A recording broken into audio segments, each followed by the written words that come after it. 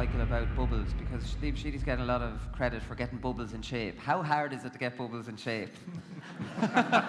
What kind of shape? Well, I failed miserably. The GAA Hour is sponsored by Paddy Power, home of the GAA Hour Hurling ACA. Well, when I started running, I suppose I didn't stop, and when I got the chance to go, I said I should go, and so I opened up. We're only the small little fish out there, so we are on there. Hello, Thurles! That's not bad. That's not bad. We're in the home of hurling, so we'll get another cheer for that, no? No?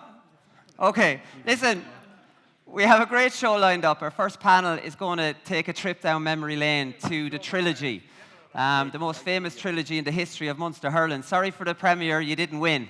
You lost after 2 replays, 3 games. So we have the first panel talking about that. Next panel, we're going to talk about a little bit of controversy. We have the Borris-Ileigh 5. Do you remember the Borris-Ileigh 5? Who caused a Munster final loss here in Tipperary, going on the beer on the Tuesday, nonetheless, after a Munster final loss. You have a little bit of history of doing that, boys down in Tipperary. Always kind of something happens. We're going to talk to them, Shane McGrath, Reds O'Grady in part 2, and then we're going to do some analysis in part 3. We have the great Cheddar Plunkett down from Laois. I'm not the only Laois man down here, so we'll look forward to that. Babbs Keating is on the first panel. So Babbs Keating has come out with some of the greatest one-liners in GAA history. So we know his big one, donkeys don't win derbies. That didn't work out too well for Babbs in the end. Cork won the Munster, but Tip won it the year after. Sheep in a heap didn't work out too well for him either. Offaly went on to win the All-Ireland. My favourite one of Babbs, and it's about a Limerick man, Tom Ryan, who used to manage Limerick. It's one of the all-time classics. To me, Tom Ryan is an arsehole and always has been an arsehole.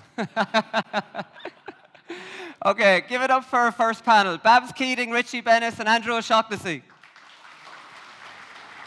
Stuff. Hi, Babbs. Mind your head, Richie. Good stuff. Sorry, you're the only one I didn't actually warn. So, Babbs, I'll start with you. Is Tom Ryan still an arsehole?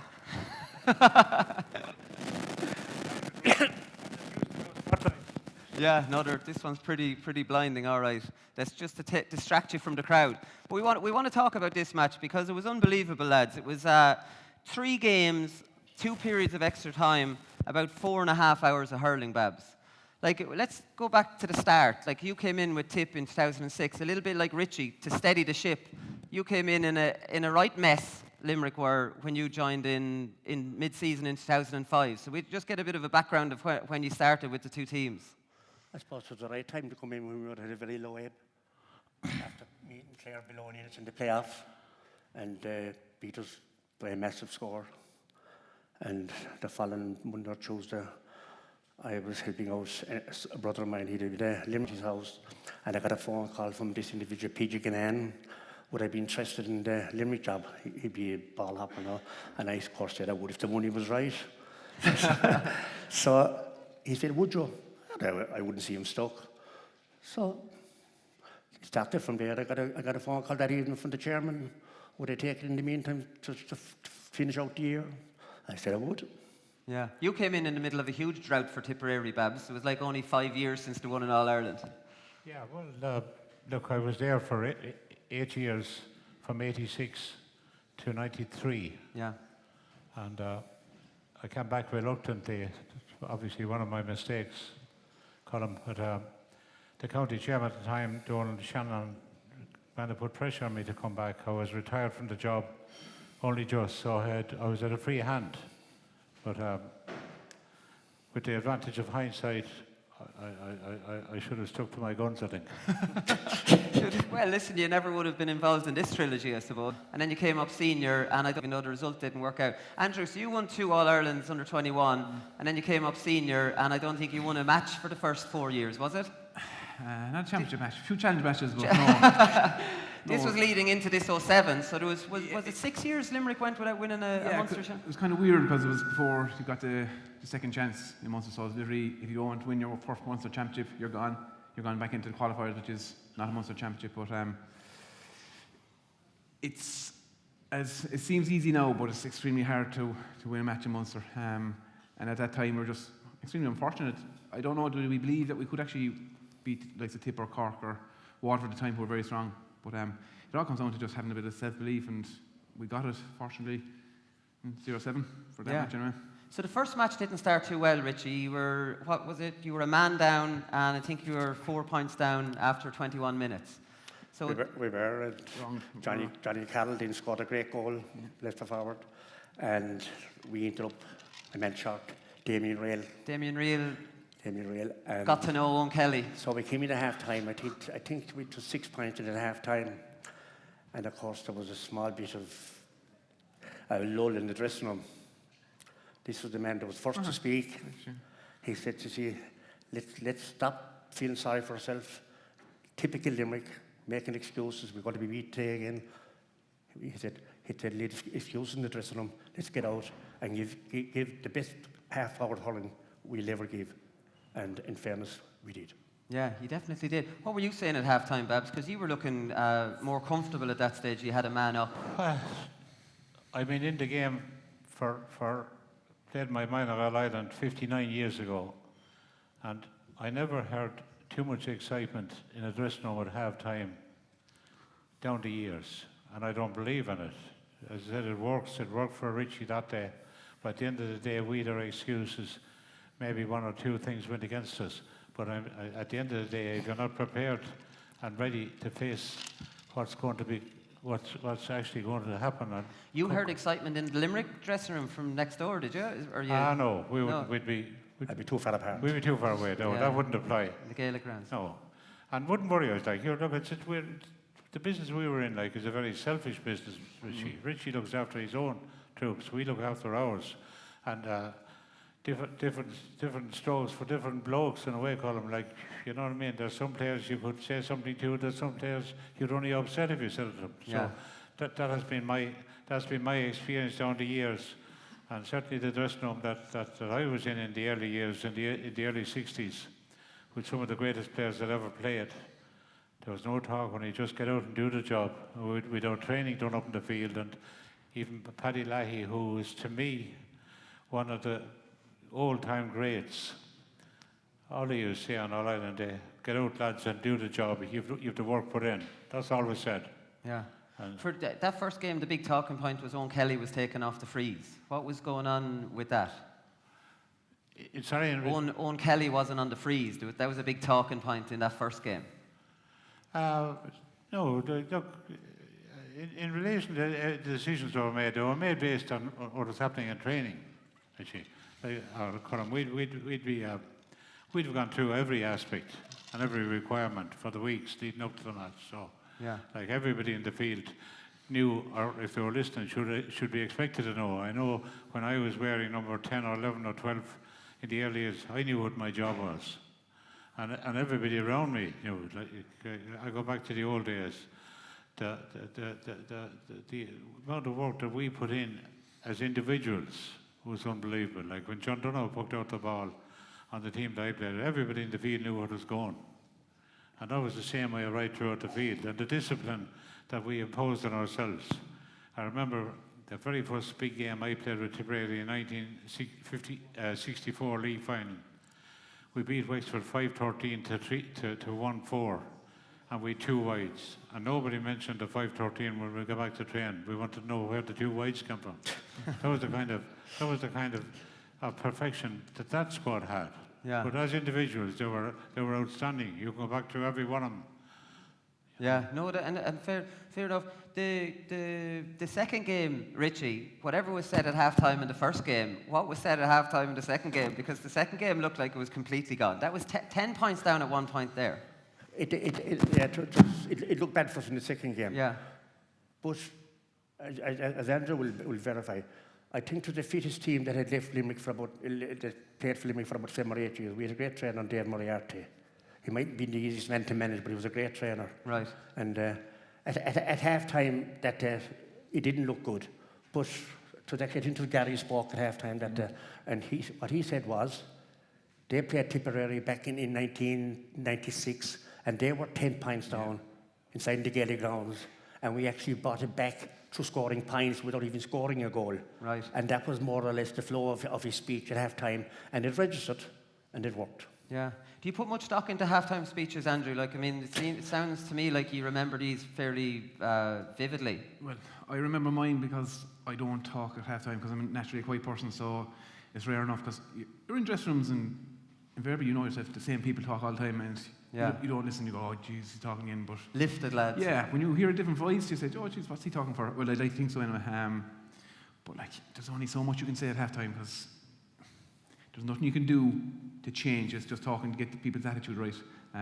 If you talk, you could be talking pure gibberish and you could actually go out and win. Oh, that's a great speech. But if you lost, it doesn't matter. So you can do all the talking you want, but you're just wasting energy most of the time. Unless you're talking calm and collected. And I'd like to think I did that some bit that day anyway. Yeah, and like, I mean, Babbs, sure, you must have thought this game looked like it was over. I think there was 7 in it with 5 minutes to go, and in injury time there was 4. You were 4 up. And like Limerick amazingly got it back just with points in those 4 minutes. I suppose it's significant that Richie and myself are sitting side by side because up on Simple Stadium we had a similar experience back in '73, Richie.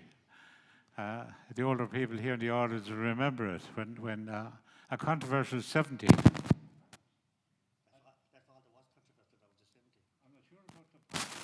I'm not sure about the point that was scored, but again, controversial 70. I was on the end line, and there was 2 mistakes by the umpire and the referee. First of all, a Limerick player dropped his hurley and hand-passed the ball, which should have been free out. Secondly, the ball was over the line, and it shouldn't have been a 70. And our selector got suspended for 3 months over it. Now, similarly, back in... No, if you're going to call it 70. I'm picking out. So you brought it up now, so I clarified for you.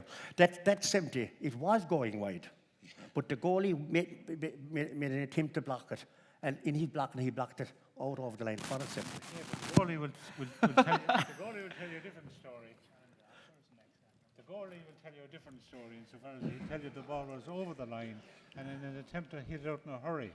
And as a result, Gaynor got involved with the umpire, and Gaynor got 6 months because of that. So history repeated itself. It's nice to see the lads have gotten over this one in 1973. Now, did we begrudge Limerick to win? No, Richie. I mean that. Eventually. Who won the one in 73? No. Sorry? Limerick won the one in 73 as well. Yeah, they beat us by a point in 71. Right. And there was a bit of controversy that day as well.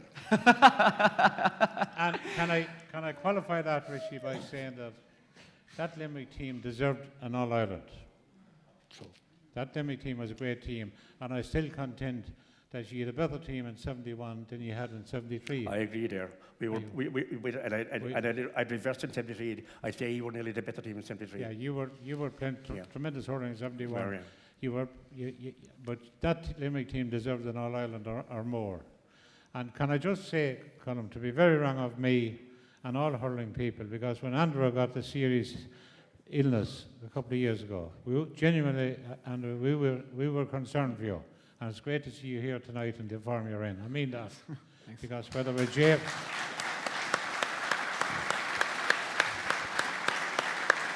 I have to say it's gas listening to the two of you here, because one feature of those 3 games, there was no nonsense with the two of you. You're friendly and you're friends, and it showed on the sideline, and after the game you were arm in arm and things like that, even though Babbs, you mightn't look too happy, but at the same time, you know, it's the way it should be. I understand Limerick people better than most because I lived there all through the early 70s, and I trained with Claghorn, and I used to travel up with Eamon Cregan training, and he's the nicest fellow in the world, but he would be the very first to hit you a mean one on Sunday.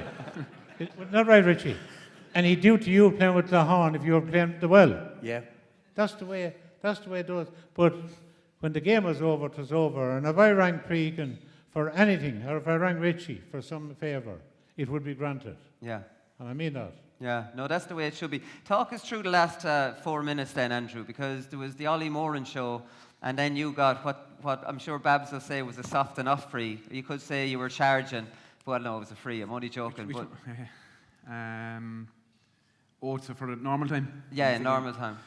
It was weird because I was on Dermot Fitzgerald and I only realised after, I always found it hard marking a left-handed hurler when the ball came in high, because you go up to catch with your right hand, but they naturally come across to your left hand, and he caught about 3 or 4 balls off me that day easily, and Shemmy Hickey hit in one of his skyscraper of a ball, and I just actually remember it vividly now. I just changed the hurl in my hand to my left hand and caught it with my right hand, and sure, it was that time of the match. If you made a run towards goals and any contact, you were going to get a free. Like Yeah. So you just headed straight for goal. Yeah, sure, I couldn't hit it because the ball's in my right hand. So. Yeah. In fairness to Andrew, prior to that, he took a shot at goal, and I'd say it was only just the weight of the ball that went wide. Same day, Same day, I missed about, honest to God, I missed a penalty. I missed a clear cut about 4 goals, and I got the ball. I remember James Ryan passed me a ball about 30 yards out, point down, and I should have put it over the bar, but there was a clear opening, and the sun was in, Gary Kenny was in goals, and he was in his eyes, so I went for the goal, and I should have actually scored. I didn't get on target, but little things, fine margins, but fortunately, it didn't cost us. Yeah, but it was Roy of the Rover stuff, Richie, from Ollie Moran at the end of normal time and that. Like, I mean, he'd only scored a point. He'd scored 5 the day before.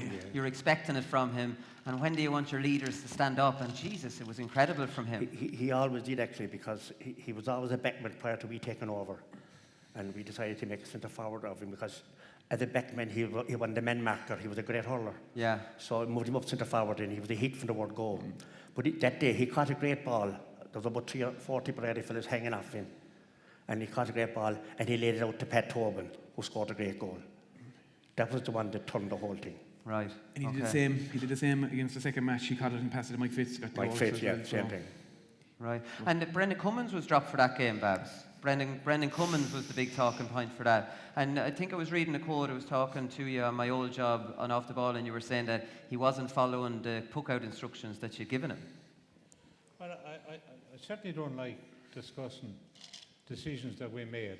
And I'll make one statement to the audience here. I was selected with T.O. English and Donny Neal, both with 5 All-Irelands each. And I never imposed my will on either of them. And down through the years, whether I John or Dunn all of the wire, it was always a collective decision. And we made our decision based, and I mean we, based on everything that was happening in previous games. Now, all I can say, and I don't want to delve into it, because if I go back to Brendan Cummins' grandfather, he kept football going in my club when it was dead for about 30 years. And I mean kept it going on a bicycle. His father played in many county final with me and played hurling with the club with me down the years. And we're both from the same parish. And it was an experience that I certainly didn't relish facing. But we had to face it based on what we saw. And we made those decisions. And any decision I ever made in relation to Tipperary hurling was in what I thought was in the best interest of Tipperary hurling. Now, and I don't want to delve into that. It was a bad time and a bad experience in Tipperary hurling from the time Nicky left. And Nicky left in a hurry in 2002 after winning the All-Ireland in 2001. So shitty. And I'm saying to you, Michael Dye left in a hurry. Ken Hogan left in a hurry. And I'm saying I committed to 2 years and I left. And fine, Liam Sheedy came on and won All-Ireland 2 years later. And then left in a hurry. And he left in a hurry. But having said that, Liam Sheedy, it worked for Liam Sheedy, but I just qualified by saying Liam Sheedy was lucky enough to get 6 of the best young hurlers that the county has produced over the last 20 years. The 3 Mahers appeared on the scene. Bonner, Brendan and Porrick. Seamus Conlon, Noel McGrath and Mick Cahill. Off that under-21 team, So Liam Sheedy was blessed that those 3 guys came onto the scene. Now, I was under pressure to play Brendan Maher, and I wouldn't. I don't think he'd be playing today if I played him as an 18-year-old at that period. So I'm saying to you, every decision that I made as manager was in the best interest of Tipperary, and I'll stand by him. Yeah, no, fair enough. The third game then, lads, we'll get to that, because Limerick, ye finally started well in this game, and you went 6 points up, and then ye got pegged back. Lads, can you believe these games, the more you think about it, the roller coaster, Richie? It was, but I'd say the first 2 games, Tipperary were the better team. But yeah, you were clinging on. We were hanging in there, and eventually we got the result, or got a draw. But the third day, we were definitely the better team. We hurled by far the better. We did good hurling, and we to talk about sweepers now and the whole lot. We brought Kevin Tolman out at the third midfield, and it was the move that won the match for us. We controlled it as much as Tipperary controlled the first 2. Yeah. And then in the last 5 or 6 minutes, Niall Morgan took the game by the scruff of the neck and scored a few great points. Two great scores, yeah. Can I qualify that by saying, Richie, and I think the same might apply next Sunday, is that the Gaelic grounds is a hard place for the opposition to play when you're on song. I mean that. You know the history of Tipperary and Limerick. Yeah. We have played Tipperary, we played Tipperary fairly often, and I say, 75% of the time, he was the better team. Yeah. Still, Limerick could beat you. Yeah. For some reason or other, Limerick had to rise the game. Yeah. We never felt inferior to you, but I always thought Tipperary felt superior to Limerick. But I go back to league final. I think it was the opening of the new Gaelic grounds that we know today, and we look certainly as going out with the team we had. Yet we didn't win. And fellas like Hagerty's father now played the blind on the middle of the field. That's right. Yeah. So I'm just saying, for some reason I found it hard to win there. So look, I hope I'm wrong in relation next Sunday. You won't. But is that Andrew? Did you always find the Gaelic grounds as a fortress? Because Limerick have gone in favourites this weekend. I presume it's because it's in the Gaelic grounds, even though Tipperary have been so good this year and Limerick have been beaten twice. Yet it looks to me like maybe it's the home advantage that is swinging that. I wouldn't think so, no. Home ground grand, but the likes of all these inter-county players now, home ground doesn't really matter unless you go to a place like Wexford Park or Clare where the actual field is on top of you. Smaller ones. So, yes, and they're literally, the fans are just, you could be a fan and corner forward, whereas Gaelic grounds and other fields, they're distant. So I wouldn't say it's a huge advantage, but it does, when the crowd gets behind you, as Richie said, they do generate serious support and they're quite vocal. And I know for this weekend, we're after taking up a lot of tickets. I think there was some terrace tickets handed back from Tipperary, so they will have predominantly the most of the support. Tip handed tickets back. Yeah. They didn't fill the Hayes Hotel out here tonight either. Yeah, so hopefully it'll be an advantage, but yeah, maybe. Come here, tell me, what was the feeling like when the pitch was invaded then after that third game? How long did it take you to get to the dressing room? Well, first of all, the match wasn't over when it was invaded. First of all, we actually thought the match when we called off was kind of like Roscommon last week. Yeah. You're saying it's great to see, but at the same time, get off the field till the match is over. That's exactly it. But you don't want to get off the field either. You know, when you win those matches, especially for Limerick that time was so rare to win Munster Championship and get a winning feeling consecutively. So, it was superb. I can still remember it, but again, I always say this, that year was a great year, but we still have no medals to show it for it. Yeah, well, that's true. But I suppose the semi-final against Waterford was fantastic memory as well. How did you recover from that, Babbs? How did you recover from the 3 games? Because he lost, and then you got back, and you got a run in the qualifiers then. So it's not like you were totally. We were in a different position. We faced Offaly the following Saturday night. We faced Cork the following Saturday night. And beat Cork. We played Dublin the following Saturday, and we had to play a quarter-final the following Saturday. And we lost players through all the games. Unheard of that a team would be asked to play at 7 weekends running. 7, yeah. But when you're a manager like I was, I didn't get any criticism for I was even blamed for the injuries. Oh, come here, a supporter even came in after one of the matches. We have a picture here. Was he giving you grief as well, or what happened there? Was that after the first replay in Thurles? Do you remember that, no? No, look, those are all kind of events that happened, and I certainly went through hardship in that period. The phone calls I was getting at 2 and 3 in the morning was ridiculous. And I remember one particular night we were babysitting. My daughter and my son-in-law were racing in England, and the eldest daughter at the time, she was about 4, and she was in our room sleeping, and a phone call came at 3 in the morning. She woke up hysterical. So those are the kind of things I put up on. They were commonplace now, Colm. Now I got to the stage that I called the guards, and the stupidity of those who were making the phone calls, they left their phone number on my phone. To tell you how stupid they were. But having said that, the guards in Care and Thurles and Nina did a great job. and I didn't get any. Now I was asked, would I go ahead with prosecutions? I didn't. I didn't want any more hassle. Yeah. But I didn't want any more phone calls, Colm. Yeah.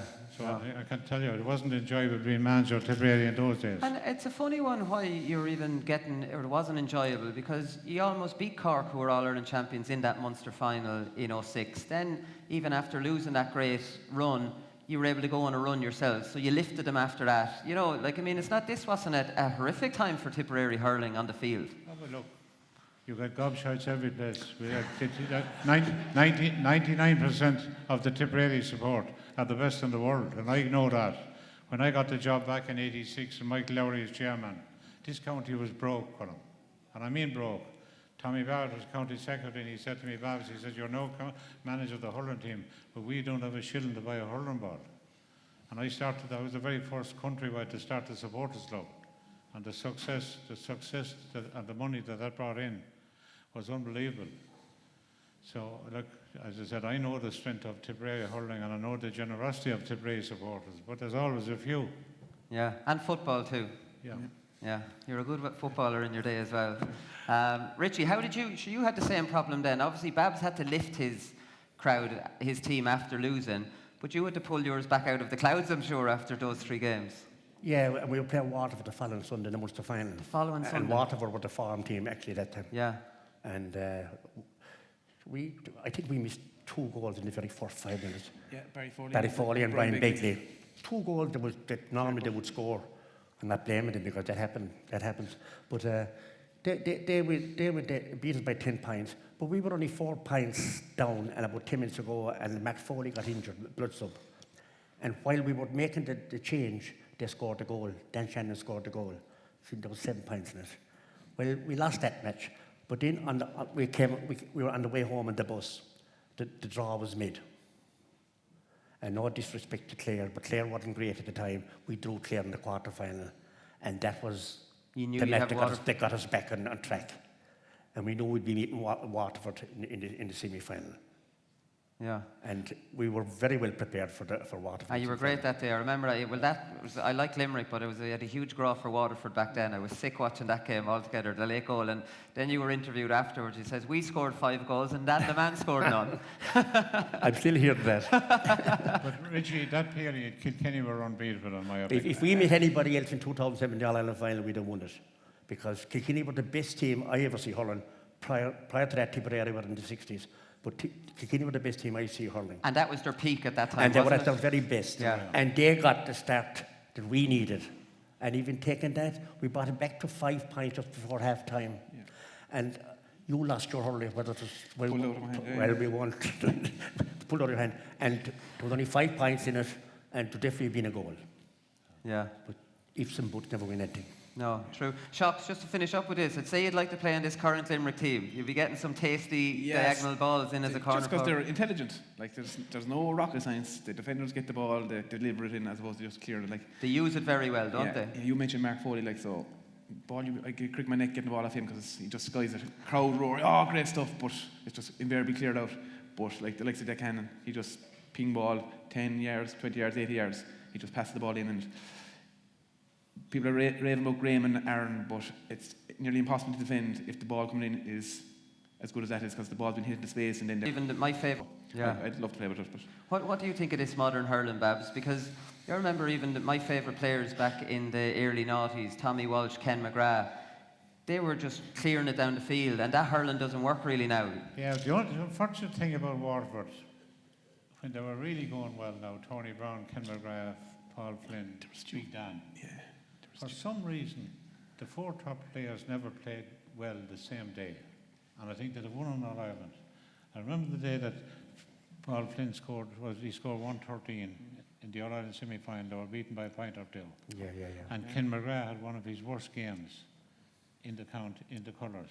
The same applied to the semi-final against Cork on the replay. So if the 4 of those played really well, and it's hard for me to say it because there was a few exceptional players on that Waterford team, but there was an awful lot of similarity between Waterford in the late 50s, when I first started going to hurling matches. Waterford played the same team, I would say, for about 5 years, and lucky to win one All-Ireland. And they're some of the best players of that generation. Like the partnership of Power and Grimes in the middle of the field were unbeatable. You had Cheesty, who was unique, and Frankie Welsh, you had Martin Oak. Now, they never had a goalkeeper. They were always short of corner forward, and they kept playing the same players. Now, the Waterford team in that period, which you a bit the same, there was one or two suspect players all the time, which brought down. And I said if they were lucky enough then that the 4 top men happened to be perfect on the same day, that didn't happen for them. Right. But like when I see some players going over the top of a winning an All-Ireland, and you see a player like Ken McGrath, Tony Brown, Paul Flynn, Big Dan, not having an All-Ireland medal, it's hard to accept that. Yeah, it's hard to see that. They deserve it, Colm. You know? Yeah, they definitely were. Right, lads, I'll finish with predictions. You're talking about we're talking about the player back then. Would they make the modern game? The man here beside me, if he was playing with Limerick now and the way they're hurling, he'd be on top of his game. Yeah. Because he was only 18 years of age when he played with Limerick, 17, and he actually carried Limerick. Yeah. But Shocks was like Joe Canning coming up through the underage. Like everyone was waiting for him. I wouldn't even put him. Would you have a huge reputation? I put him above that. Pardon? I put him above that. Yeah. Oh, you would, and what I said. He carried Limerick when they'd known. You put Mark Foley in that category. He played great hurling. Oh, he did. Down the years. So a great servant. So, and we've seen a generation of Cork hurlers come and go over the last 14 years in All Ireland, you know, so. Yeah. That's it. Yeah, that's the way it goes. Right, Shocks, I'll start with you. They've enough from one. I'll start with you. Prediction for Sunday. Oh, I can't say anything but a Tipperary win. But a Tipperary win? Yeah, they'll win. They're hurling superb. They're form team. He's doing this old cute Kerry Moore one. I think it'll be a close game. I personally think Limerick will win by 2 or 3 points. But I think it'll be a game that we'll never doubt they're not going to win. I think they'll be in control for some reason. I don't know why. Tip have been the form team without doubt. But they haven't had to chase a match. It's down to their condition, the way they start games, but they haven't had to chase a match. And if we get in front, we just have to see how they react. And again, it might come down to the atmosphere in Limerick. Okay. Richie, what do you think? I predict Limerick. But the only thing about it is when Limerick play a Tip, prediction goes out the door. Yeah. As I said, we had teams a lot worse than Tipperary, and we ended up beating them. They're very evenly matched teams, the two now, aren't they? The way Limerick are hurling now, a dry day will suit them rather than the wet day the last day. Because when you're playing short passing game, the chance of it breaking down is more there in the rain. And as well as that, Tipperary shot a great player in Bonamar.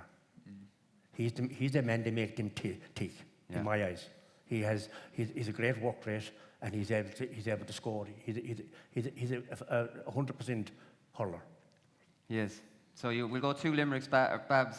In Limerick. They're different. I think, as I said earlier, I think Limerick are going to be very difficult to beat in Limerick. They're a different proposition. I wouldn't be worried if I was a Tipperary supporter to come out playing well, because I think a game in 2 weeks' time in a quarter-final might suit the losers a bit better than the winners. And at the end of the day, an easy game in 2 weeks' time, and we're all back in the same situation then in a month's time for the All-Ireland semi-finals. So it's no advantage winning, in my opinion, next Sunday. Now, I do think the loss of Bonner Maher, in all the hurling he has done, he has never hurled like he has done this year. No. He's been exceptional. A huge loss. Carl Barrett, you will agree, Richie, Galan got 1 point in the first half while he was on, and that was from the other side of the field. Barrett might still play, though, will he? He might still be okay. Well, or what do you think? I would hope that Carl Barrett doesn't play on Sunday from the long term. And so as that anyone that suffered with a hamstring, it doesn't come right in 2 weeks. And if he'd anybody else in, and he'd be gone for the year. So if I was Liam Sheedy, I'd let somebody else in, and I'd have Carl Barrett, because the All-Ireland is going to be decided in a month from Sunday in the All-Ireland semi-finals, not next Sunday in Limerick. Yeah, it's the big picture. The only thing about it, the losers of next Sunday will be meeting Dublin in the quarter-final. Well, no, now Dublin might have to play Laois, the Joe McDonagh Cup winners. Yeah, sorry, I apologise. Would it be not? And I think they have a home venue. Yeah, the only thing I say about that, Richie, is that take Dublin out of Parnell Park. Well, I'm just saying that they have a home venue. That's my point. Yeah. But would they not be playing Wexford, no? No, they can't play Wexford. It's a team. Okay, you're right. But look, That's the first time you ever said I Richie, was right. if you have to be worried about Shops, Dublin, me and you might head off here, will we? if you have to worry about Dublin, take them out of Parnell Park. You're not going to win any All Ireland. Okay. Yeah, no, they're very good in Parnell Park. Listen, we've run out of time. Give it up for Babbs Keating, Richie Bennett and Andrew O'Shaughnessy.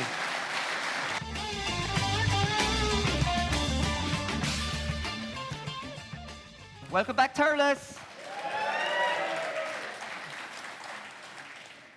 Please give it up for panel number 2, Shane McGrath and Ger Redzer O'Grady. Now, you're obviously the Borris-Ileigh 5. We mocked up this picture for you lads, all innocent. So we want to talk about this because I remember it going on at the time, and I remember the fallout from it. And there's been a couple of different examples. I might talk to Michael Ryan. There was another one in 2014, I think, on a bank holiday Monday, but I'll ask Michael about that. Give us the background to this then, Shane. I'll start with you. So you actually put in a brilliant, well, not brilliant, but a very good performance against a brilliant Cork team in the Munster final.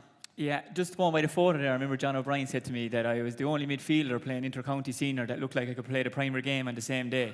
I looked about 10 years of age, but what happened? Like everybody forgets how well we played in the Munster final. I think we were playing like the Cork team at the time. You had Gardner, Kern, Sean Oak. They were all still hurling. Like I was marking Jerry O'Connor. He was hurler of the year. I was nearly going to ask him for his autograph halfway during the match. Like I was just in awe of this fella. But hurled well. Lost the match by. Lose my Reds. 3 points, I think. Yeah. Yeah, we had a few chances. Even Demi Fitz, I remember, had a couple of chances. He was up in the forwards that day. You know, he was getting a nosebleed up there. He didn't know what was going on. And then this was afterwards. Then sure, we went for a couple of drinks and we went home early on the Sunday night because we had a recovery session on the Monday evening in the pool. So on the way to the pool, then we had an ice cream and stuff on the way to the pool, and then after the pool, then we were feeling kind of energetic. So we said we might go for another ice cream, kind of, you know. And we had a good few ice creams anyway. And here, Babbs is gone now, so you don't need this code. So anyway, long story short, anyway, we were in a pub in Clonalty on the Monday night, and Ireland AM was coming on. So I said, maybe it's time to go home now if this is coming on. And then sure that carried into Tuesday. Went for a few sociables, and kind of the rest is history. Then I suppose the thing that everyone has their own story of it, but you know, we stick together, Reds anyway. Isn't that right? So five of you ended up in Borris-Ileigh, Reds, on the Tuesday, right? So it's not like you were hammered out the gate that you should be drowning in your sorrows. We all know the Monday club. The Tuesday, a little bit unusual to be going again on the Tuesday, even especially at that time because things were changing a little bit. But you made an awful balls up by signing a hurl, I believe. Yeah, young lad Sean Kenny came into the pub. He was only about 8 years of age and says, "You signed the hurley." So we all signed the hurley, 5 of us. But he went down to the Borris-Ileigh field then, and who was training Borris-Ileigh was Brian Murray, our physical coach, was doing a one-off session with Borris-Ileigh. So talk about hanging yourself, like. So we were caught. So you thought you were safe as houses in Borris-Ileigh. So you'd be driving out there from Thurles thinking there's no way I'll be caught out there. Yeah. Drinking in, like, Tipperary is a huge place, like, so I said we go drinking in Borris-Ileigh and no one will ever find out about this, like, you know what I mean? So when did you know you were caught, Redzer? Well, we went back to Mackie's pub on the Thursday night. Then the famous phone call was made. The Tuesday night. Sorry, the Tuesday night. Tuesday night. We kept 3 weeks on the beer. We never went home. Jesus, on the Thursday. On the Tuesday night, so then Babbs and John Leahy and John Coskin were looking for our heads then on the Wednesday, so... But this was on the Wednesday, right? So talk to us about this phone call then, because this is the one where that made the big kind of rumours and everything. Yeah. Your phone, Babbs was talking there was people ringing him all year, and then your phone pops up, your number pops up, and he gets another one of these phone calls. Yeah. Like, can you imagine what he was thinking? Well, the phone call that was made from Mackie's that night wasn't my phone call. Well, it wasn't your phone? I never have credited my phone anyway, so it definitely wasn't my phone, but it was a friend of mine there, Conor Bannon, made the phone call, and he could be down there, I don't know, but he gave Babbs a bit of abuse, but sure, it's only a prank, but Babbs took it a bit seriously. Right, okay. Is Babbs gone, is he? I'm not sure. Is he down there, lads? No?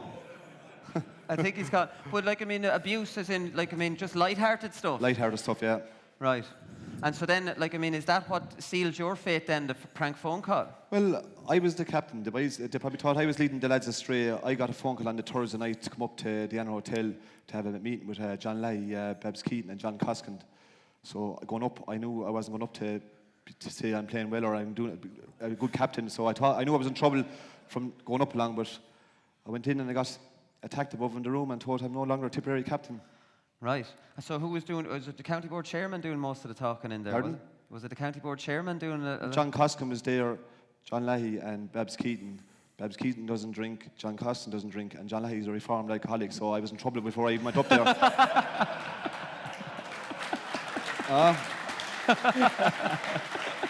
A kangaroo court, huh? What about you, Shane? Did you get summoned to the Anner Hotel, or how did you? I actually went down a different road, so it was literally a different road. I was in Nina on the Wednesday in the Abbey Court, and in some days in Nina, because the court might be so busy, they might hold court down in the Abbey Court in the hotel.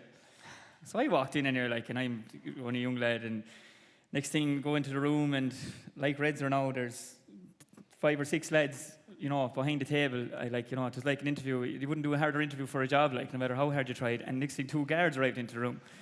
So I was there going, oh, Jesus Christ, what's going to happen here now? And sure, the things were said, and, questions were asked and all this. And then I was told I was no longer part of the panel and all this. And so I came out to the car, and this was your debut season, right? This is it, and I was actually going well enough at the time, thank God. Kind of nearly got me back on the thing, Redger wasn't going as well, you see. But I came if back, you're going well, you can do what you want, right? I came out to the car, and I was like going, I was the first person from my parish to play for Tip Cedars. So I was going to have to go home to my mother and father now and go, come here, I'm not on the Tip team anymore. And why would that be, Shane? Sure, I went in the beer for 3 days after the Munster final. Yeah. So, that's not a great reason. But anyway, the funny thing was, the phone started ringing anyway inside the car. And it was like, I said, hello, could I speak to Mr. Shane McGrath, please? I says, yeah, this is Shane. How's it going, Shane? This is Reds are here. well, where are you? I said, I'm in Nina there. He goes, yeah, well, how'd that go? That just wasn't great. No, no longer on the panel. Right, my news probably mightn't be great, so either. So, and this was before you went down to the Anner, right? Yeah. So you knew the writing was on the wall then. Yeah. So the day went on anyway, right? The story kind of gets better. This is the kind of the unknown bit. I suppose, and I have to say about Babbs now, I will always thank him and appreciate what he did to me, bringing me on the panel and giving me my chance that maybe another manager mightn't have given me. And I'll always thank him for that. But I suppose what we done then, later that evening then, Babbs arrived up to my home house. And my brother was inside having the dinner after a day's work. And Babbs arrived in and he looked out the back window and he says, who lives over in that farm over there? And the brother was like looking at him going, is this Babbs Keating in the kitchen here? What's the story like, And the day went on anyway. Next thing, the mother arrived in, the father arrived in, and the father's like, he would have worshipped Babbs Keating, growing up. And he had to go back out to the mother and go, I think Babbs is in the kitchen here now, I'm not too sure. But anyway, long story short, next thing, the Angelus came on at 6 o'clock. My mother wouldn't be the most holy person now in the world, and Babbs would be strong faith, and he starts throwing out the Angelus. So my mother hadn't a clue of the response. So Babbs goes, the angel of the Lord declaring to Mary, Hail Mary, full of grace, the Lord is with thee. And so that was it anyway. My brother Dunica, he was just watching all this going on. He said, and then he rang me and he said, you will not believe who's in the house and what's going on here at the moment. So it was just when you look back at it now, I suppose we can look back at it and laugh. At the time, maybe a lot of people would take it very serious, but I think we just need to park it now, don't they, and just move on. I think that was it. So what did Babbs want in the end? Just to say the Angelus, or was he putting No, come up and say, stay away from that Rizzo O'Grady, he's a bad influence. So you were getting the blame, but John Carroll would have been old enough as well. Did he not get the blame? Hold on a minute. There was 5 people drinking in Borris-Ileigh. There was lads drinking in the north. There was lads drinking in Dublin. There was lads drinking everywhere. Yeah, but they didn't sign any hurls though, did they? I know. But this was the thing back then though, lads, because I remember the game was changing in and around then, and the Monday clubs that were just usual thing, and even Tuesdays after every match, you'd be looking forward to it. They became a no-no, and it was very hard for lads of the era that were used to them to just throw them away after a championship match. You know what I mean? To say, it was just a difficult era. Now it's all changed. Yeah. Should be let out for a few pints after a match, like little here down, like. But you were allowed out the Sunday. No, we weren't. No, it was the third day was the problem. Yeah, that's what I'm saying. But Shane was saying it was embarrassing, and I'm sure it was for you then, Redger, because you were the only one that didn't actually get back on it. It was embarrassing for me. I'm living in Thurles. Sarces, man, town were all proud of me being captain. The few things would bother me the most was my daughter was inside in school. She was 7 at the time, and she was proud my daddy is captain of Tipperary, and then kids were coming in, why isn't your daddy not on the tip team anymore? And my father told me your daddy was thrown off the tip team for drinking. Small things like that, like their mother was very proud at the time. She was going down doing the shopping 5 times a day with her chest out, but she was gone into hiding them when I was dropped off the tip. That came out a bit wrong there, did it? Like as you'd cop that, all right, wouldn't you? God, you know, I'd get over it, but it was embarrassing. Chest up. But it's a bit embarrassing for the family as well, you know. I'd get over it, but it was embarrassing for them and for my club as well. I felt I let them down. Like. And then the biggest embarrassment is Lar Corbett goes and takes over as captain, your best buddy. Well, he was my best buddy until that. But yeah, he done a sneaky thing. He went in behind my back and took the captaincy off me, and I wouldn't have done it to him if I was his best friend. So I'm still not over that one. Like. So what were the conversations like between you and him then? He blocked my number on the phone, sure.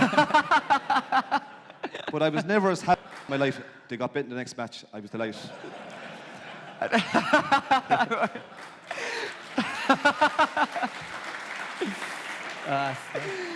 But I appreciate your honesty, because you're probably being honest about that. And I'd be as proud as tip man as anyone. That was the first time I was hoping Tip get bet when Corbett was captain. And did you play with Tip again after that? You didn't, no? No, that was it. My career was cut short. I could have been on the panel in 2010, I'd say, but I've gone. Right. Best thing ever happened to me. Yeah. Your career blossomed when Reds learned my lesson. But did you learn your lesson though from that? God, like that was a very early lesson for you. Hey, unreal lesson. Like, yeah. As Redzer said, like it was embarrassing too. Like, do you know, like with your own friends, all you do is slag you about it. Yeah, but I was lucky enough. I got in a wider thing. Like I mean, like 2006, as I said, I was going fairly well. I was lucky enough. I got nominated for an All Stars up at the All Stars, and you had a couple of the kind of the football heads coming up to you going, "Did you not get dropped for drinking there after the Munster final or something?" You're like, "Geez, I don't want this is how I'm going to be known." Yeah. But no, like after that, then it was a big learning curve, like for me, like and. You knew that when you were, I suppose, you think no one knows you, like, or you think you can get away with anything, and then you realise you get thrown in and you get a tip jersey, you just become a different person. And if you only have 1 drink or 10 drinks, you were absolutely langers in the middle of hazes of a Wednesday. And whether that's true or not, no, that's the picture that's painted. And it was a hard lesson, but it was looking back, it actually kind of made me then. That I have to cop on here if I do want to play for Tip. Like. But was there a bit of a drinking culture at that time, Redzer? Because like Babbs said, in fairness, the stats were Nicky left in a hurry, 3 more managers left in a hurry, Babbs left in a hurry, well, Liam Sheedy came in, won an All-Ireland, Hogan left in a hurry, Doyle left in a hurry. Managers weren't hanging around too long with you. No, Babbs is wrong, you see, because Doyle didn't leave in a hurry. He got 1 year and they didn't renew his contract. Same with Ken Hogan. They looked to be managers again for the following year, but they were just They were given the road. Yeah. Right. Yeah. So it wasn't the player. There was nothing really from the player's point of view. No. And then the county board made a big mistake bringing back Babbs for the 2 years then as well. And the thing. Well, I'm serious. No, but in fairness now, right? So you all got a second chance, and Babbs told me that he told you he was going to give you a second chance as well. That wasn't necessarily Babbs that got rid of you that time. It was more the county board chairman. Would that be fair? Well, above him, the meeting was John Costin and Babbs Keating, and Babbs Keating told me you're dropped off the Tip team. I just got up on. But did he tell you then he'd give you another chance a little while after? He never told me yet. That was the last time I was talking to Babbs. Right. Okay. Interesting. Here how do we feel in Thurles about Redzer? Was he hard done by?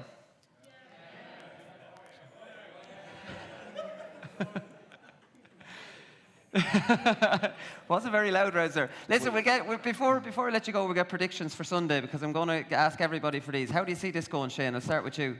Like say, if you asked me 2 weeks ago before the boys played Limerick, I would have said, yeah, we're going to win, because with everyone, but just Bonner, like there's only one Bonner, but like Dan or Niall will come in and they'll do a great job and everything, and I hope to play out of their skins, but it's just Bonner is like, Liam Sheedy said there's a few players that are just kind of the heartbeat of the team, and Bonner is one of them for us. Like say if I flipped it over and I said Gerard Hegarty's not playing for Limerick, well then you say the Tip have a massive chance, but because Bonner isn't playing, it's very hard to replace him. And the other thing is the 2 best cornerbacks in the country at the moment, in my chance, I don't think Kyle's going to make it. I think. Yeah. So there you go again. If Sean Finn wasn't playing for them, you'd be saying we've a serious chance. I don't think Kyle's going to make it. I think it'll be a week too soon for him. The vibes were a bit positive. I know, but you can't be 70-75% marking Aaron Gillane. No. Not with the ball, the ball they're going to give in, and the way it's going to set up and the space going to be in front of him. So, like, my heart is saying Tip, but like my head is saying Limerick at the moment. I really hope I'm wrong. And I tell you what, the place hasn't been packed for a Tip Limerick match since 2007, I'd say, where you literally have people on the sideline. That crowd is worth 4 or 5 pints to Limerick, because I'd say it could be 4-1 to Limerick in the crowd in there. Like I hope the tip crowd get in there and start sitting on the stand, or I don't know, sneak in somewhere underneath jumpers or something like that, because we're going to need all the support we can. But I think Limerick are going to shade it. Yeah. Going to shade it. Limerick fans gave back some of the tickets, Rezra. Is that true that Richie was saying there on the first panel? I didn't hear it. I'd be surprised at that. How do you think it'll go? I think Tip are ticking all the right boxes for me. They're playing on real style of hurling. The forward line. Forwards are working hard, getting turnovers. I think Keane Lynch is the man that needs to be marked. I'll probably put Breen on him and Gillan.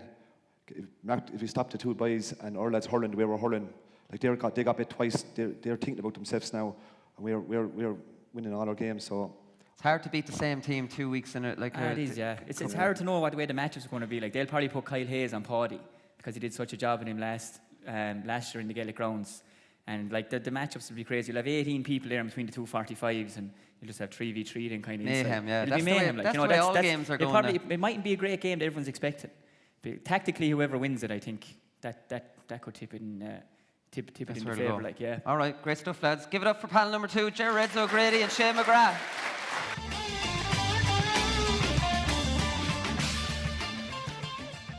Welcome back, Thurles.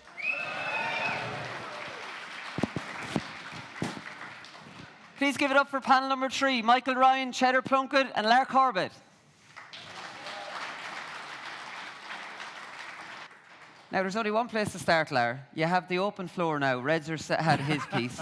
Yeah, I was very disappointed the way that he worded that there now, but he didn't realise, I suppose, I was coming on next. So, and that was on before Redzer got the captaincy in 2006. The Thurles Arsenal's club delegates came to myself first and said, "Lar, we're thinking about nominating you for captain." So I was delighted. So I said, "This is going to go exactly the way I wanted it to go." Then I see Redzer and Babbs very friendly in training then, and we're getting very close to each other. So as far as I can see, Redzer went behind my back first. So that's exactly what that worked out. We were talking to the two guys about the Borris-Ileigh 5 and managers leaving in a rush, Michael. Like, I mean, from the outside looking at this, a few drinking controversies, managers coming and going. There was another one in 2014 after Limerick beat you with that late Shane Dowling goal. Like, was there a drinking culture here in Tipperary for a few years, or sure, like I suppose that happens in every county? I definitely like to say that we're no different to any other county. Very normal bunch of young fellas that did all the wrong things that you think that they would do after a match. But I remember back, I was listening to you chatting to Shane and Redzer, and Lara will remember this, but I remember meeting the boys on the Monday Club when I was a selector with Liam Sheedy in 8, 9 and 10. So, there was no issue. We were cool enough for that. And it was great crack, but knew where to leave it. Right, well that's the thing. What about Laois Cheddar? Like, I mean, we've had a reputation down through the years of Monday clubs as well. Like, it's hard to stamp these out really, because if you put a blanket ban on it, if the best player in the team breaks it, then you're screwed. I'd say, well, that was more to do with Laois football now than it was to do with Laois hurling. But anyway, I know you kind of put. I think it's just a bit silly putting sort of blanket bans like that on players. Once it's not affecting performance and that, and once it's not affecting the dressing room, you do need some limits on it. But blanket bans. Once you put a blanket ban on something, the next stage is a disciplinary issue for you, and you've got to take action, and you're losing straight away when you do that. No, look, you can't be on a drinking session either. There's limits there, but players need to enjoy themselves as well within limits, and the dressing room itself knows where those limits are. Yeah. You were instrumental in bringing Liam Sheedy back, Michael, is that true? I wouldn't say I was instrumental, but we're good friends, and obviously it came up, and once I stepped out, the only thing I wanted to see was the best possible result for Tip, and I was delighted. Honestly, I didn't think he could do it, and therefore he wouldn't do it, but he was very keen to do it, which is brilliant. And look, the signs are on and the results are there at the moment. It's a great move for Tip, and regardless, and I'll say that ahead of Sunday and the rest of the season, it's been a really good move for Tip. Yeah. What does he bring to the table, Lar? I think everyone can see what he brings to the table. I think his energy is number one, and I think he's very good to build a team around a team. So you can see the backroom team that he brought in, and you can see the different people that he brought in with him. And when Liam came in the beginning in 2008, he brought in, Mickey went yourself first, so Mick went on to manage Tip. He brought in a Keane O'Neill as a physical trainer. Keane O'Neill went on to be one of the top men, just down in Kerry for a few years, went to be a manager in Kildare now. And Eamon O'Shea as a selector as well. Eamon O'Shea went on to manage Tip, so he was very good at bringing in good guys around him. And then when he had a good team around the team, he was very good then to pick individual players and leaders on the field. What I liked about him then is he was able to leaders on the field that he knew that he could trust to pass on down to younger fellas that was coming in. So the whole thing kind of joined up together. And fair play to him. And we can see that he's doing the same thing now again. So a fair bit of credit to him. I suppose he just has that touch. And what it is we don't know. It's a bit of magic maybe.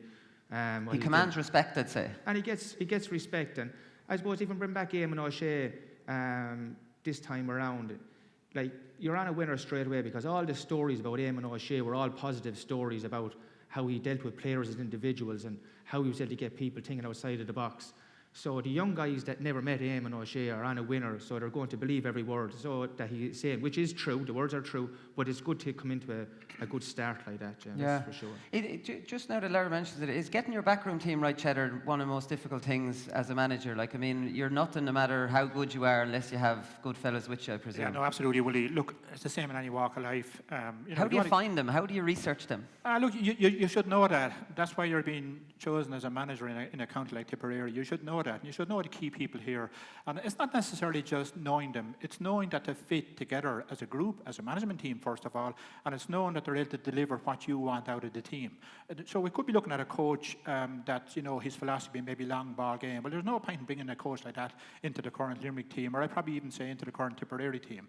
So you need to really know what you're looking for, and you need to know the right people. And look, that's no different than any other walk of life, Willie. If you want to get a job done, you want to build your house, you get the right people to do it, and that makes the job an awful lot easier. And it just takes a lot of the problems that you may encounter later on by getting a good cohesive team. And everybody needs to get on with one another here as well. And I suppose it's an interesting subject, Willie. What's the manager's role in current teams at the very, very top level here? Because more often than not, it's not a coaching role. You delegate that to the coaches. You tell them the way you want the game to play, or the game system or the method that you want to play, and then you pick the right people that's going to be able to coach that for you. But everybody needs to be, I hate cliches, but everybody needs to be on the one level and thinking the same about this. You couldn't have a conditioning person that wants to condition the team different than the way you want to play. It's that level of detail, and I don't know Liam well, but look, from what I'm looking at on the outside, he gets all those things right very well. Incidentally, the man beside me did as well. I don't want to miss that point either. Yeah, it was the picture when you won the All-Ireland, Michael, I think he'd 17 in your backroom team. It was up there with Dublin. That's a big family to keep happy. There was a lot of us, but it takes a huge effort, and look, that was a fabulous moment for us, and it's really only, and lots of people would have said it to me since that, God, you need this is where this second bus was, being touted from, that you need a second bus for the backroom team.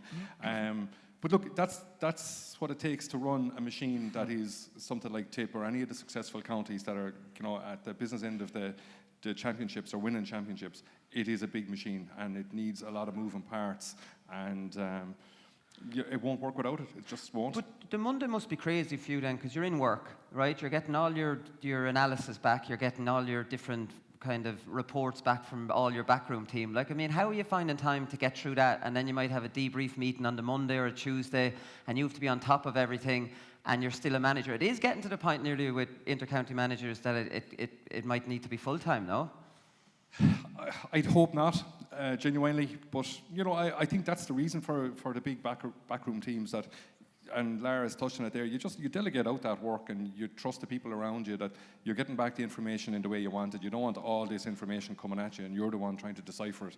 You want it broken out into the really important things, the headings that you want to talk about that are important to the team. And look, there's a lot of detail behind all of that, but you don't need to see it all. So you just need to be selective. You can't spread yourself that thin. I think that's why it's really important. I think Michael has explained it very well. You could give an example of conditioning statistics. Michael or myself just needs to see that the team is at a certain level. The conditioning person is looking at individual goals and all of these things. I don't really need to see all of those, or Michael doesn't need to see all of those things. So if you did, you'd never get a sleeping moment. No. But you do need to see that the bus is moving in the right direction and that type of stuff. Similar with the coaches, you would look, I suppose, I'd say, Michael, at the level that you were at, you'd be spending all night looking at videos. You might look at one video a match 10 times just to see minute detail on different things. But the coaches are probably going to look at it much more detailed than even that. And that's where the difference in the manager is. He's looking at a higher level. I suppose in business, you're saying you're up in the helicopter here, looking at team issues rather than more individual issues, unless they're disciplinary issues or something like that.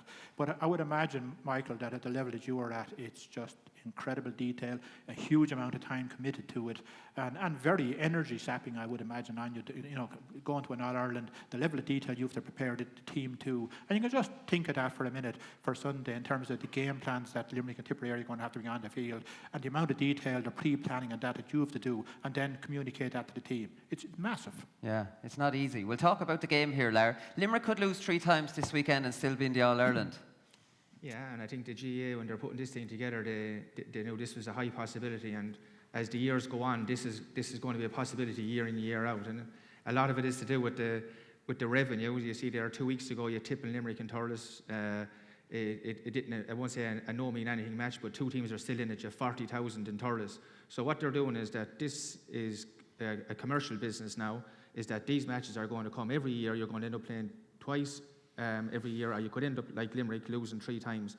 And it's good for the spectators, it's good for us, but the biggest loser here is going to be the guys in the clubs all over Ireland, and that's going to be a huge thing.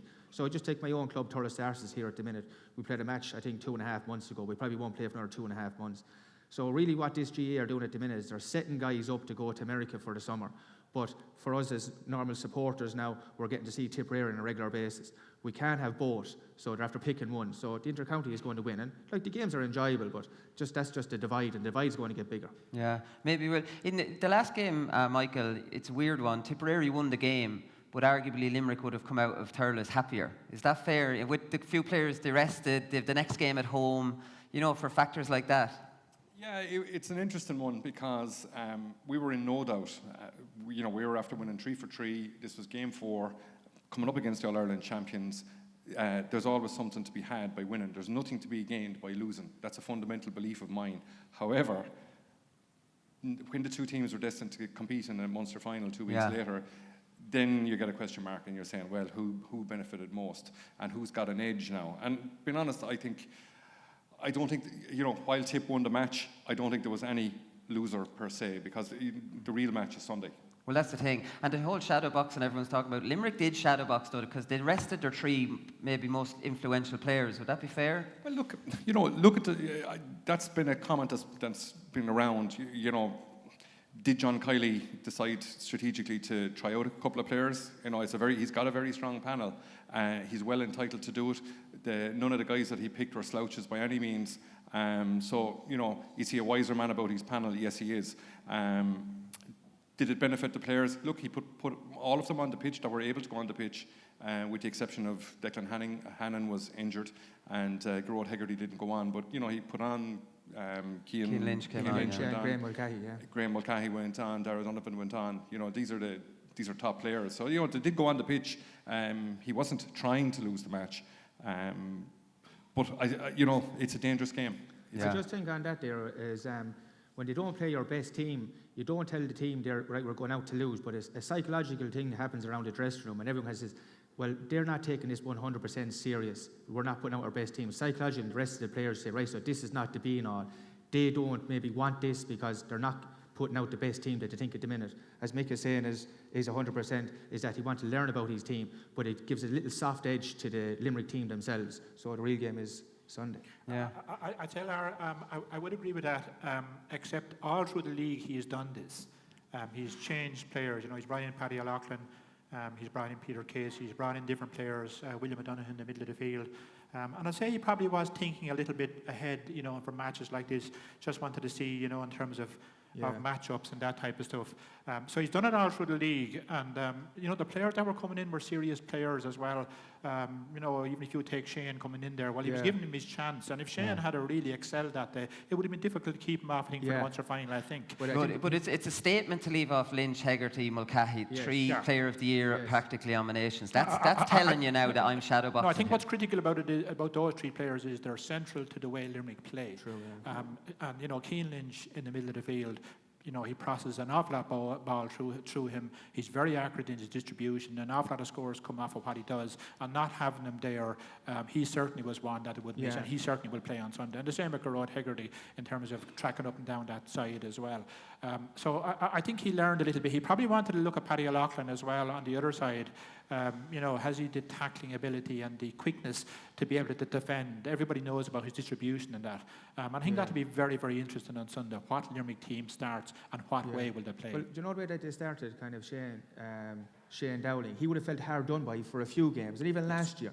I think now, when he has the meeting with Shane, you're going to say, you're not a starter. Absolutely, you're a guy to come on to do the job that you've been doing last year. But he can't play the Hegarty role, can he? I thought he was hard done by playing an out wing forward the last day. Like, I don't think Shane Dowling is that type of player. I just think he's a real impact sub. He's a game changer to come on, and I think that's actually verifying it after just 2 weeks ago. And if you think of last year, the game in Ennis, he done the very same thing. He started Shane. Limerick didn't play well that day. Okay. In terms of the way Limerick play, I think there's a number of players that's really central to them to be able to get the system working for them. I hate that bloody word system. Their method of play.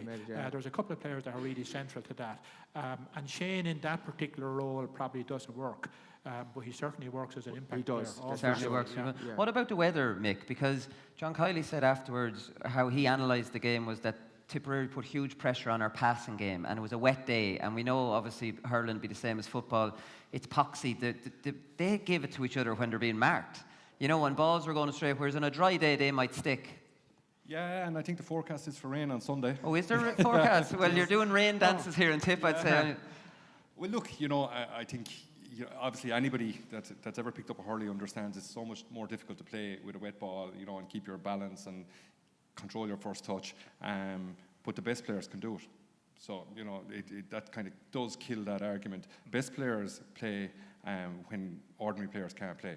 That's a safe assumption. You can take that one to the bank. So I don't think it's going to matter a huge amount. I just think, and you touched on it there, Limerick are a very confident team and they believe in their system. And, I know it's not a great phrase, but they're a very pattern-orientated team. And they're very confident, in terms of giving a guy a ball in a certain space, and they'll use it. And they're very patient, waiting for the right ball with the right guy, and it'll be delivered at the right time. The game hasn't changed that much as far as I'm concerned. Tip will look to disrupt that, and the more that they can disrupt that, the more they'll create space for themselves. So it's win-win for Tip here. Yeah. And there's a huge psychological momentum to be gained if you can disrupt a team that are very kind of patterned, for want of a better description. Yeah. It's the turnovers that happened up in Semple Stadium here 2 weeks ago, I think would have really buoyed up the Tip team, and it's worth something. It's currency, it's real currency as far as they're concerned.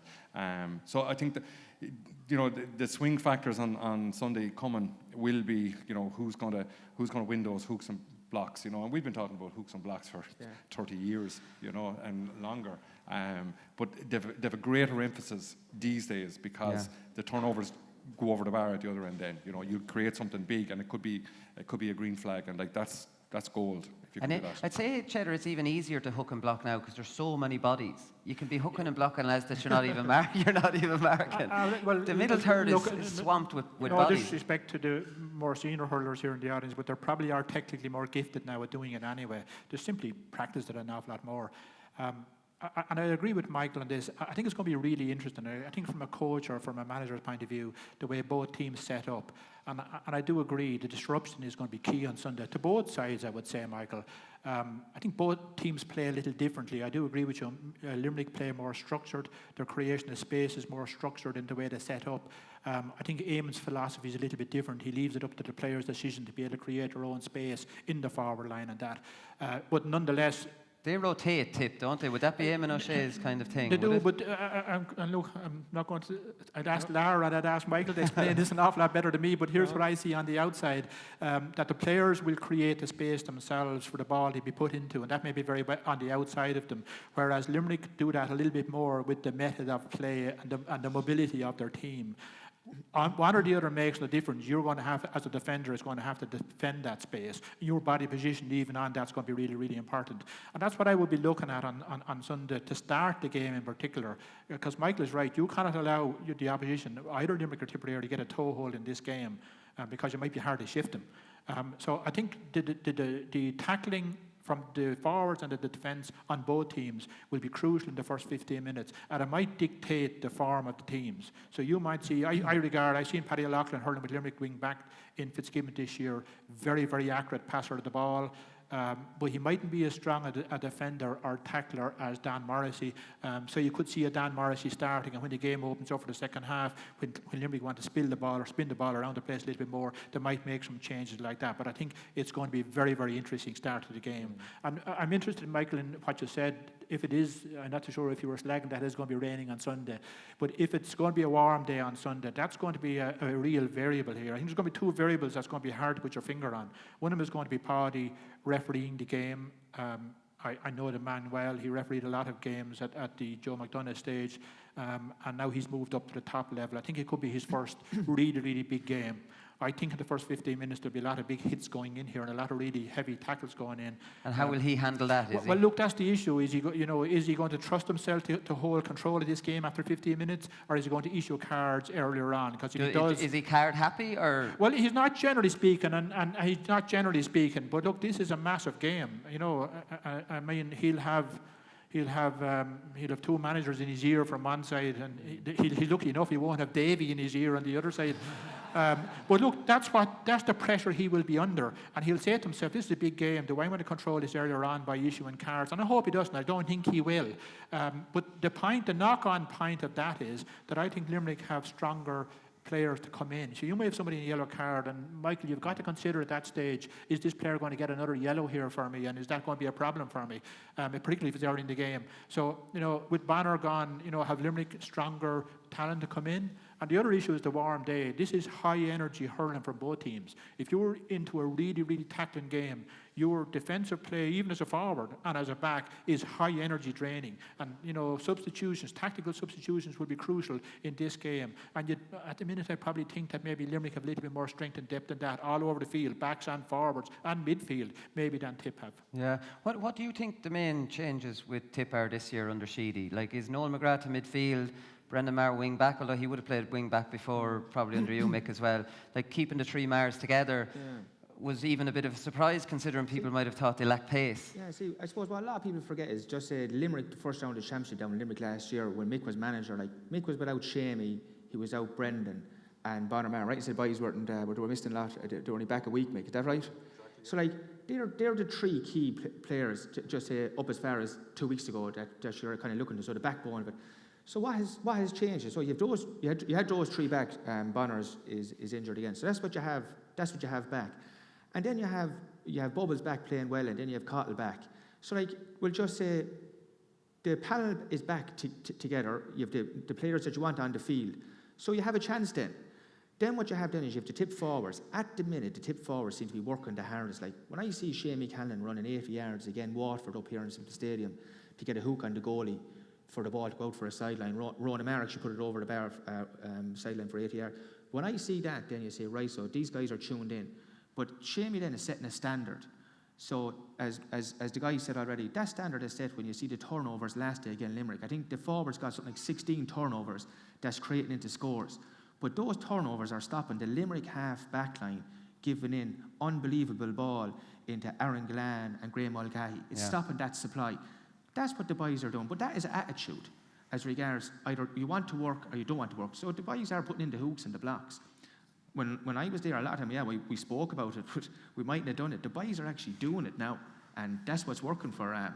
That's for sure. Yeah, no, that's fair. I like that honesty. You talk about it, but you can even bluff things like that, Michael, as well. In fairness, but they are. But in fairness, Shamey Callan, in my eyes, always worked hard like that. Did he, or is he just upping at a level this year?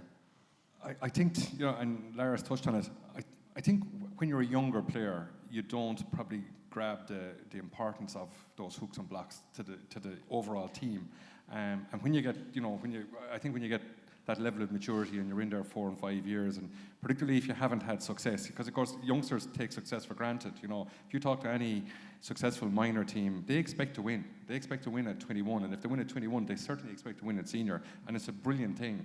But if you're in at senior set up for a couple of years and suddenly the well goes dry and you're not successful, well, suddenly hooking and blocking, and if that's a path to success, it's got a whole new value. And I think we learned that value in tip down through the years. We didn't always have it. We certainly didn't always have it. But when we have it, it's a very powerful weapon in the artillery, because it does give you those key hooks and blocks, and it puts the opposition under incredible pressure. There's no pinpointing the ball into their attack, which is, we spoke about it earlier, like when the good teams let in, the percentage balls it's virtually undefendable. And it'll be just score after score after score if you allow it to happen.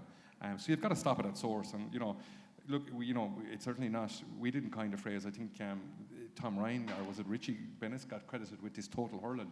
But sure, we all knew what total hurling meant. Work hard. It's simple enough. Just work hard. But it's gone to a new level. I think what's really interesting, though, what Lar has shown as an example, it's the full forward line coming out onto the half-back line to tackle.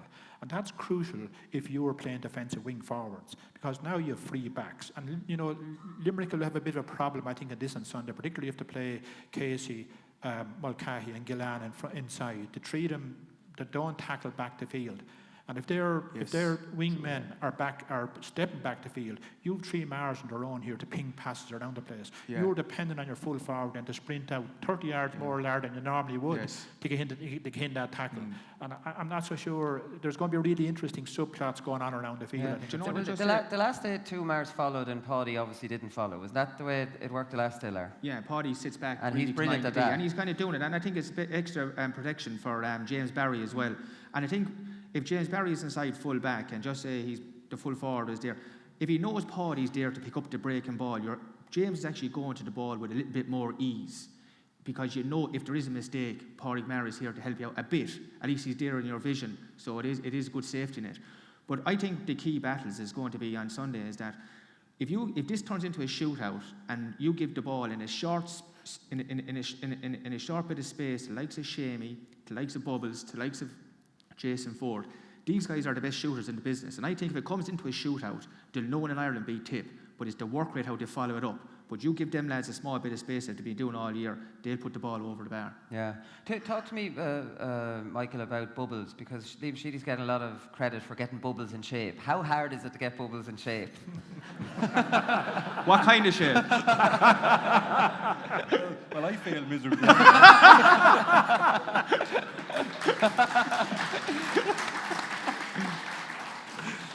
Well, look, I tell you, from the first day we saw him step out in the league this year, it was there to be seen that Bubbles had the work done, and he's just a phenomenal player. Yeah. When he's in that kind of shape where he can move around the pitch with ease and be a threat from various positions. I would absolutely say that he is the most natural hurler I have ever seen play. The lads on the show say he has the best wrists that they've seen, the JJ and Damien Hayes and these fellas. And it's just fitness was always his issue. Maybe number 11 suits him, that he can drift and not be marked, and the way centre-backs hold and stuff like that as well. Yeah, look, it's just his ability to be at the end of a line and, to be he's the last man you want to see with the ball. Whoever's got to do the work in the middle, but if he can be at the end of that move, you can almost put your house in it. Something's good is going to happen. It could be a goal, but it's almost definitely going to be a point. But as regards, he's very strong, young fella. If and watch his arms and his wrists, he's very, very strong. But it's the whole balance, the whole package. He's a unique package. Not many have what Bubbles has. Right. And would you think the same, Lar? Yeah, without a doubt. I remember when I was when Bubbles came on nearly first or second year, even pucking. So just I'd be left-handed on top.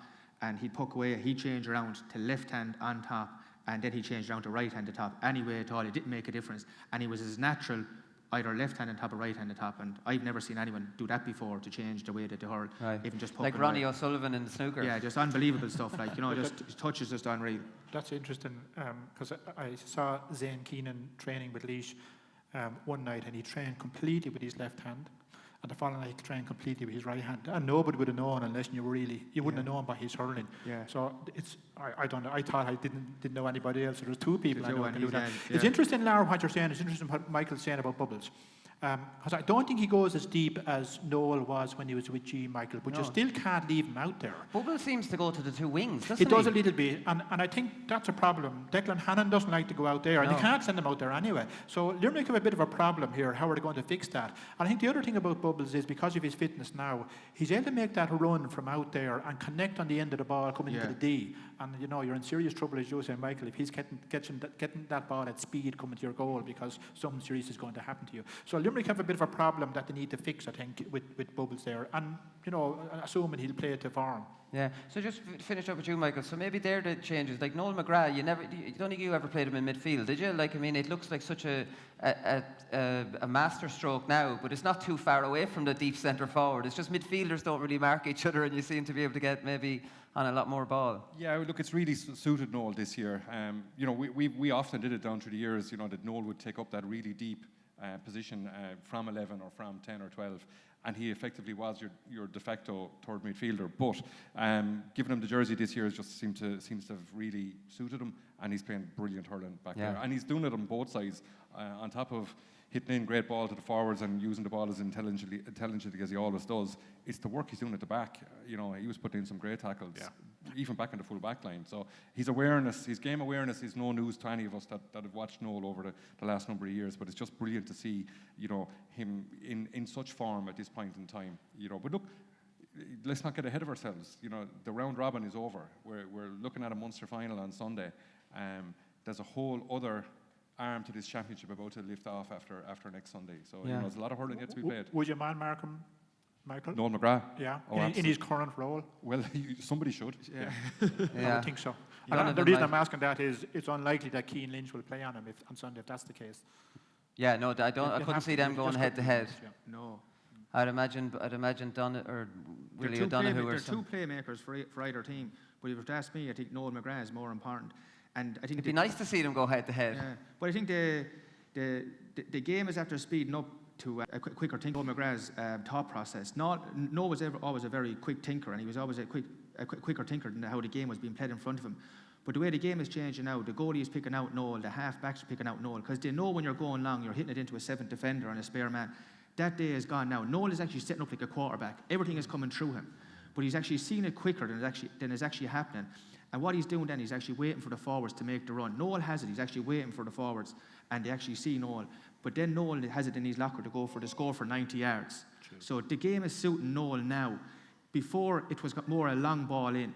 Now it's kind of a 10-yard pass set up for the next play, and that's why it's actually suiting Noel. Yeah, no, exactly right, lads. We'll finish with predictions. So, Mick, I'll start with you over there.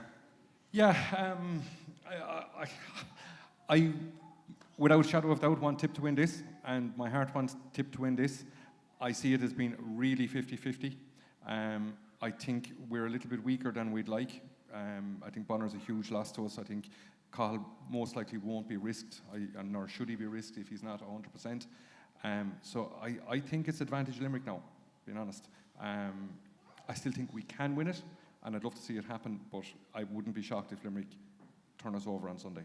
Okay, fair. Lara, I'll go to you then. It's very simple. Tip are going to win. Go out now and back him with Paddy Power right now. You heard it here first.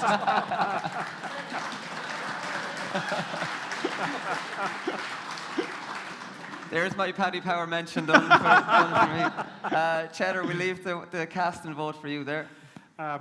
Look, it is going to be it's going to be an intriguing game, I think. And look, anybody that hasn't a ticket for it, just get a ladder, get down there, get in over the wall, get in and see the game, regardless of who you're supporting.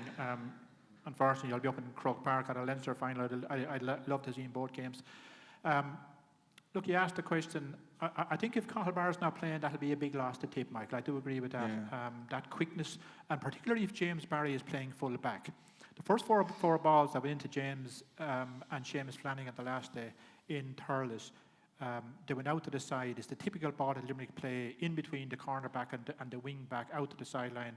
Seamus Flanagan is out there and he gets it in his hand, except this time he spilled the for them. They bounced out of his hand and they got nothing out of it. But you do need quick cornerbacks around to be able to deal with that. And if he's not, I know Alan Flynn and there's other backs there that are good, but Cahill is just exceptional at that type of game. I think if he's missing, obviously missing Bonner, I think Bonner is, I spoke about him before on the show, Willie, he's a huge spirit in your county, Michael and Lara. Yeah. I think he's certainly a player that every county would love to have. The whole country is a Bonner fan, absolutely, yeah, correct. And he's a huge influence in the dressing room, I would think. Right. But nonetheless, Dan or Niall can give you a shift there as well. I think Cahill might be a bigger loss. And if that's the case, I think it's in Limerick, and Limerick don't have a Munster. And I think the other thing is, Tip have played really strong in 4 games. And look, they've topped the charts here in terms of the round robin. Just even on laws of averages, there's days you might be a percentage down in terms of energy, in terms of flatness. If it's a warm day, it is going to be difficult. And I think just Limerick just might get out on the end of it, maybe a couple of pints. Certainly if Carl's not playing, I think they will, yes. Okay, there you have it. It's going to be Limerick. Sorry about this. I've totted up all the predictions. We'll give it up for our last panel, and that's the last one of the night. Michael Ryan, Cheddar Plunkett, and Lar Corbett. All right, that's all we've time for. Thanks very much for having us here in Hayes' Hotel, where it all started. And we'll see you again. Good night.